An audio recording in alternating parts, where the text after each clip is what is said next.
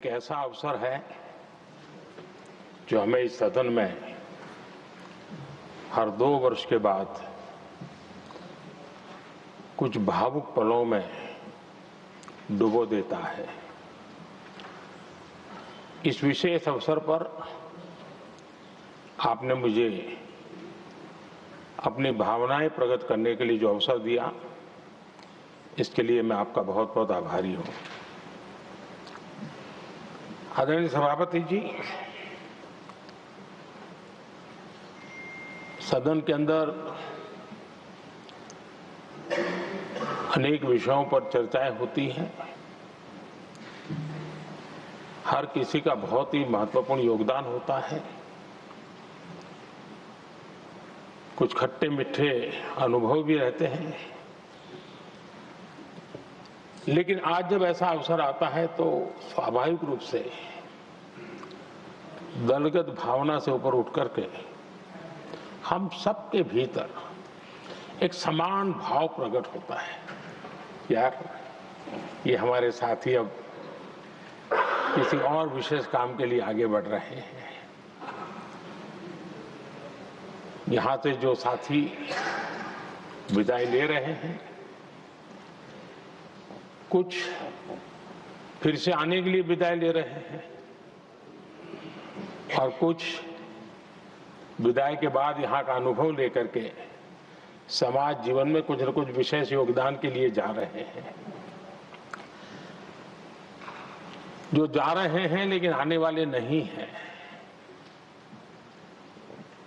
उनको भी मैं कहना चाहूंगा कि राजनीति में कोई फुल स्टॉप नहीं होता है। भविष्य आपका भी इंतजार कर रहा है और आपका अनुभव, आपका योगदान राष्ट्र जीवन में हमेशा हमेशा बना रहेगा। आदरणीय सभापति जी, इस सदन में जो भी सदस्य माननीय हमारे विदाई ले रहे हैं, कुछ सदस्य ऐसे हैं जिनको शायद उस समय जाने का समय कार्यकाल आएगा जब सदन नहीं चलता होगा। कुछ हैं जिनको ऑलरेडी सदन के दरमियान ही विदाई मिल रही है।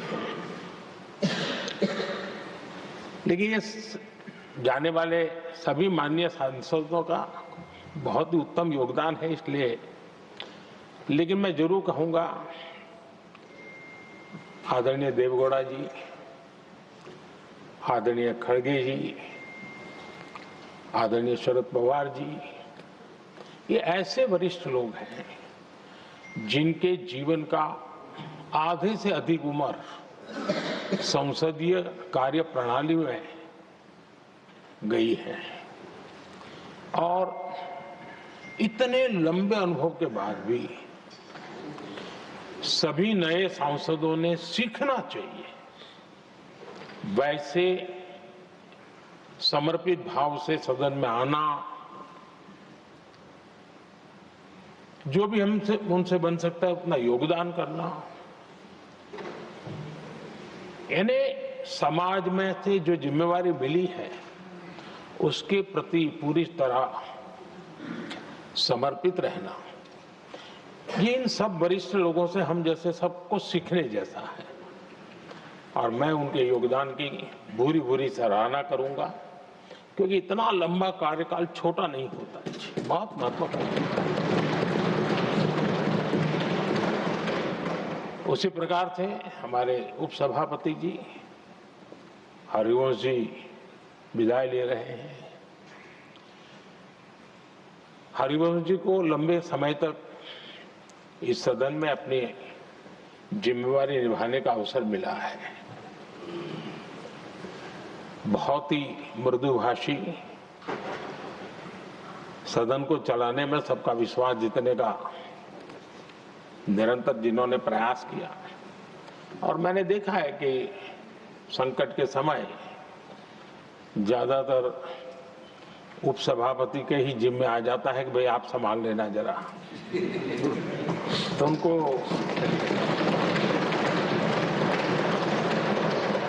एक लंबा एक्सपीरियंस होता है, सबको जान भी लेते हैं, भली बात ही जान लेते हैं, लेकिन उनका भी योगदान। और और मैंने देखा कि जब सदन का समय नहीं होता है तो देश के कोने में कहीं न कहीं वो यूथ के साथ मिलना जुलना, देश की परिस्थितियों के संबंध में उनको अवगत कराना, उनमें एक देश के प्रति संवेदनाएं पैदा करने का वो निरंतर काम। वे कलम के धनी तो है ही हैं, लेकिन कर्म कठोर के नाते भी मैं कहूंगा कि उन्होंने भारत के हर कोने में जाकर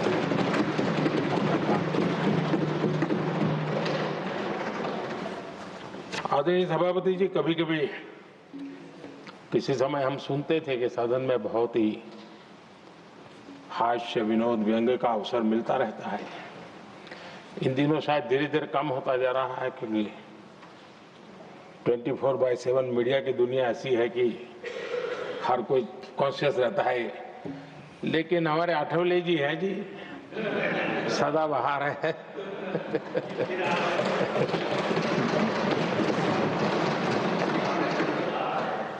आठवले जी जा रहे हैं, लेकिन यहाँ पर किसी को खोट महसूस नहीं होगी, वो व्यंग्य विनोद भरपूर परोसते रहेंगे।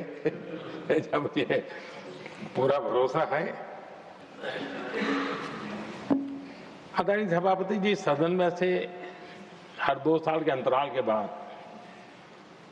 एक बड़ा समूह हमारे बीच से जाता है, लेकिन ये ऐसी व्यवस्था है कि जो नया समूह आता है उनको बाकी जो लंबे समय से 4 साल से बैठे हुए साथी हैं, अनुभव है, नए लोगों को तुरंत उनसे कुछ न कुछ सीखने का अवसर मिलता है। और इसलिए एक प्रकार से यहाँ की जो विरासत है वो कंटिन्यू प्रोसेस हमेशा रहती है। ये बहुत बड़ा लाभ होता है। मुझे पक्का विश्वास है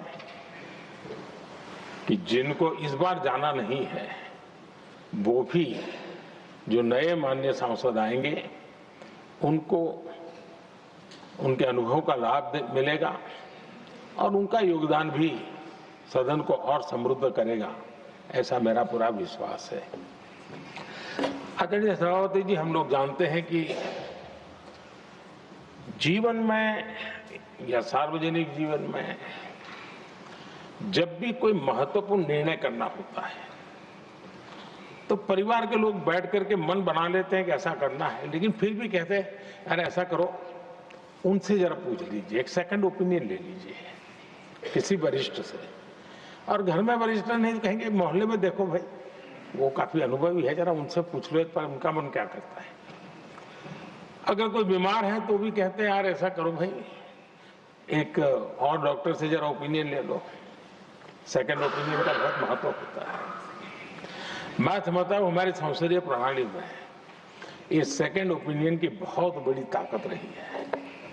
एक सदन में कुछ निर्णय होता है, दूसरे सदन में फिर आता है सेकंड ओपिनियन के लिए। अगर इस सदन में होता है तो उस सदन में जाता है सेकंड ओपिनियन के लिए। और ये सेकंड ओपिनियन उस सारी बहस को, उस सारे निर्णय प्रक्रिया को एक बहुत बड़ा नया आयाम दे देती है।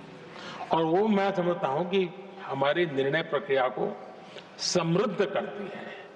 तो इसलिए सदन में जो माननीय सांसद बैठते हैं उनके लिए एक खुलापन रहता है कि भाई चलो इस सदन में नहीं तो उस सदन में एक अच्छा ओपिनियन नया आएगा, उस सदन में नहीं तो इस सदन में एक नया ओपिनियन आएगा। तो ये सेकंड ओपिनियन ये हमारे लोकतंत्र में एक बहुत बड़ा कंट्रीब्यूशन है, जो जिस विरासत को हमें संभालना हमारे जो माननीय सांसद विदाई ले रहे हैं उनका तो योगदान रहा ही है। और इसके लिए भी मैं उनका साधुवाद करता हूं। आदरणीय सभापति जी, जो हमारे माननीय सांसद विदाई ले रहे हैं, बहुत आने वाले दिनों में तो शायद ये अवसर रहने वाला ही नहीं है। लेकिन ये माननीय सांसद ऐसे हैं कि जिनको पुराने संसद के भवन में भी बैठने का मौका मिला और नए संसद भवन में भी बैठने का मौका मिला।